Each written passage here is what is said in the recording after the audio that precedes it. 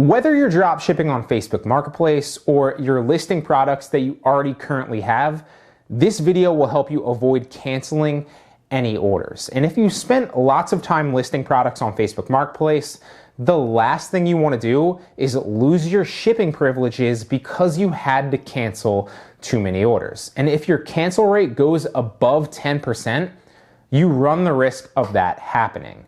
Now, cancels could happen for any number of reasons. Maybe your supplier is out of stock, or the price on your supplier's website potentially, if you're drop shipping, has changed and it's no longer profitable. Or maybe you're actually storing items that you have yourself and you either damaged it in storage, or you lost it because you don't have a proper inventory system, or whatever, right? It happens to the best of us. It's happened to me. And if you're selling on Facebook Marketplace, it's going to happen to you as well. So the best thing to do is preemptively know how to handle these, right?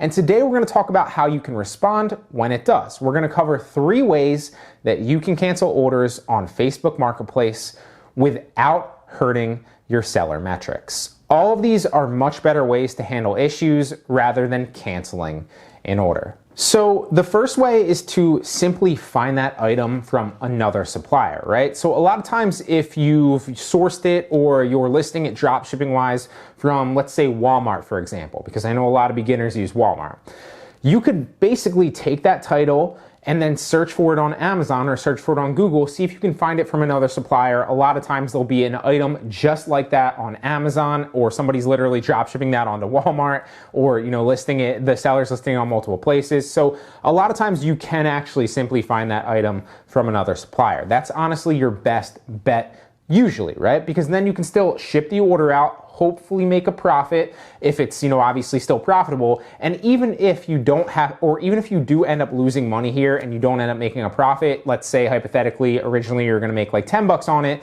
now you're only gonna make 2, then it's still profitable and you don't have to cancel the order, so that's great.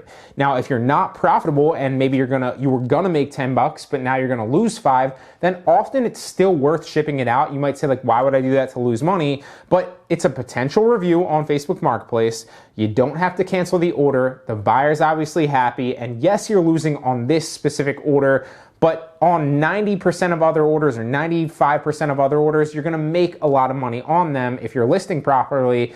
So it's just one order, right? It's a numbers game at the end of the day. If you're making a lot of money on the majority of your listings and you end up losing it on one, it's better to ship a product out to the customer and lose money, even if God forbid it changed on your supplier, right? Like if you were profitable originally and the price went up, instead of canceling that order, just ship it to them and discontinue listing that item, obviously for future sales, right? So that's the best way to approach it originally. Either ship it out if it's unprofitable, or find it on another supplier if it's profitable, or even if it's not, okay? The next way is kind of a cool little way, and that's to simply ask the buyer to cancel, on their end, right? If they cancel, then you don't get dinged with the seller metric. Now, if you just simply ask the buyer to cancel, it's not gonna work as well. It still will work sometimes, but it's not gonna work as well as if you approached it this way. So what I recommend that you do is you simply contact the buyer preemptively. Say you were about to ship the item out to them, but you didn't realize that it was defective or it was damaged in some way. And so you wanted to make sure that they knew that before you shipped the item out. You didn't realize that it had broken, like let's say it's like an action figure, right? You didn't realize that during storage, it had broken its wing off or something like that, right? And so if you tell them that and say that you're sorry you didn't realize that and ask them to cancel, not only will they cancel 99% of the time, but they'll also be very grateful that you're no longer shipping them an item which they believe is now defective or damaged, right? So that's a really easy way to get around it, and it's really, really effective, okay? Now, the last way is a way that I've touched on before. This works on Amazon, this works on eBay. I mean, they all really do, honestly. This works on Poshmark, Mercari, OfferUp, literally anywhere, but especially Facebook Marketplace. And that's to ship out another item that's cheap, that you don't care about. If you have another piece of inventory, that's totally fine. If you have something that that's laying around the house that you don't care about, again, totally fine. And so the whole idea here is you're still shipping an item to the customer, but it's the wrong item and you're doing that on purpose, right? Now, am I telling you to ship out, a used thing of gum? No, because that's obviously, once they get it, they're gonna be like, what is this? This is like this dude's a scammer, right? But if you ship out a product that looks new, that's not valuable, or a product that looks even like used, that's not valuable, I'm looking around for like a good example of something, and then you preemptively, like you're consciously shipping the wrong item out, but then as soon as you ship it out, you preemptively contact the buyer after you ship it out and you say, hey, I just got a message from another buyer and I didn't realize that I mixed up the orders. I shipped you X by accident and I shipped them Y, which you should have gotten, and I mixed the orders up. I just wanted to let you know that the wrong item's coming to you. I apologize for mixing the orders up, and I preemptively refunded you, right? And then obviously preemptively refund them.